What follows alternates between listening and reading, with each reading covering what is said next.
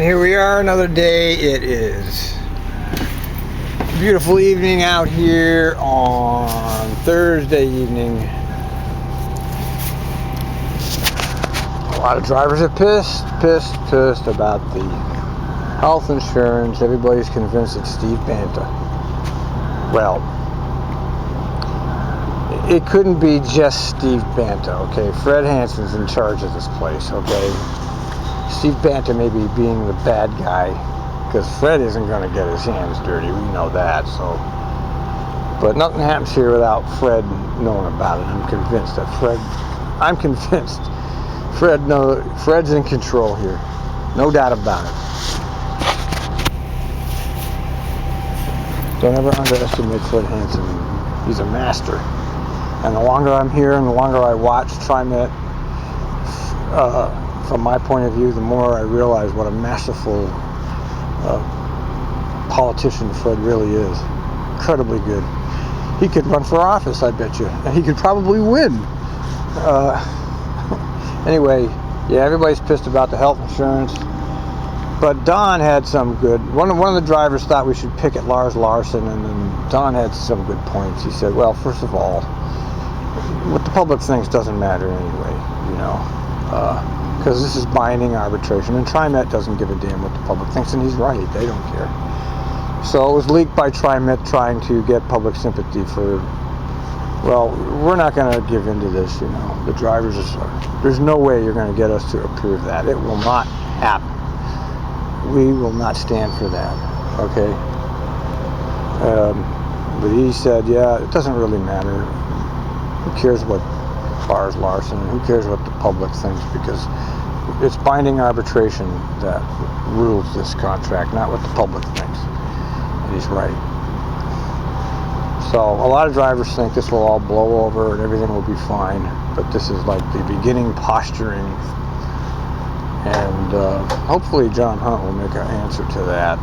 You know, go over to that TV station and say, hey, I'm the president of ATU 757, and I want to make a response to that piece of crap news story you ran. You didn't even bother to check your facts. You know, that news story was just, that was a sham, man. I mean, there were no facts there. Here comes the racer. Look at that turn, man. He just takes that. Man, you make that turn like a real pro. Oh, she's right behind you? Okay. See, that's a hard turn to make. You know, there's that pole there. I generally go around. And, yeah, so that's what the scuttle is now. Everybody's pissed about that news story. And they, oh, Steve Banta, everybody's Steve Banta. Well, it's, although I will say this much. When Steve Banta first got this position, I did a cursory investigation of the man, and I remember that there was union trouble at Allegheny Transit, which is where he came from. But once again, he was not in charge, okay? He is not in charge of either here or Allegheny Transit.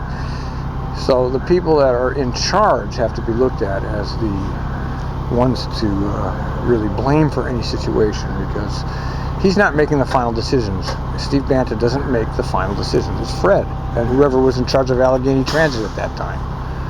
So if Steve Banta had been the director of Allegheny Transit with the mess that was over there, you could say, okay, Steve Banta is intent on union busting activities. But he wasn't. He was directing operations, you know. He's directing bus...